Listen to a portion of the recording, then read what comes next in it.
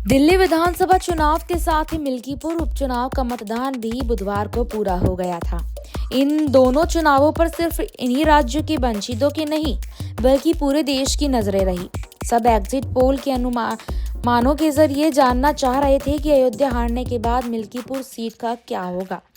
क्या यहाँ बीजेपी जीत का परचम लहराकर अपनी हार का बदला ले पाएगी या समाजवादी पार्टी और उनके सांसद अवधेश प्रसाद का जलवा फिर से कायम होगा और उनके बेटे अजीत प्रसाद जीतेंगे। इन चुनावों में हुई 65% वोटिंग ने यह साफ कर दिया था कि जनता इस इलेक्शन को लेकर बेहद गंभीर थी। ये रिकॉर्ड मतदान इसकी गवाही भी देता है। मिल्कीपुर सीट एग्जिट पोल नतीजे क्या कहते हैं, आइए आपको बताते हैं। दरअसल मिल्कीपुर उपचुनाव में जिस तरह मतदान समाप्त हुआ और वोट परसेंट पिछली बार से काफी ज्यादा रहा, इससे कहीं ना कहीं यह साफ हो गया था कि बचा हुआ वोट परसेंट भाजपा के खेमे में जा रहा है। ये बात निकल कर आई कि भाजपा यहाँ से बढ़त बना रही है।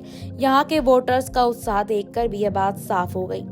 देखा जाए तो कई बूथों पर लोगों ने भी बताया कि उन्होंने योगी और मोदी को वोट किया है।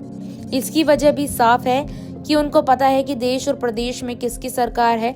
ऐसे में वोटर अच्छी तरह से जानते थे कि अगर सत्तासीन बीजेपी सीट को जीतती है तो उनके क्षेत्र के विकास को बल मिलेगा।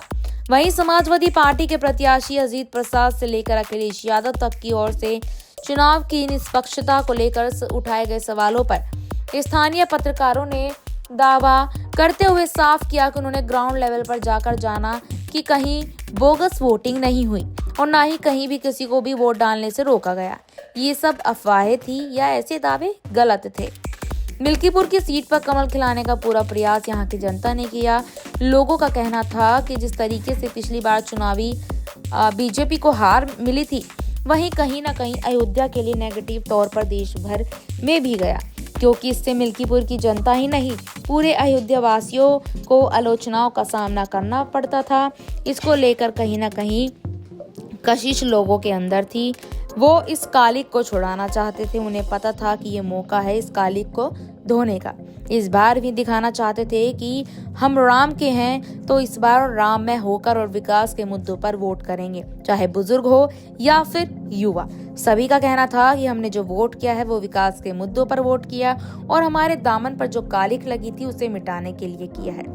इसी बीच आपको बता दें कि अब 8 तारीख को जो है यहाँ पर नतीजे आएंगे और उन नतीजों में पता चलेगा कि आखिरकार मिल्कीपुर सीट पर इस बार क्या यहाँ पर जो है नतीजे आएंगे।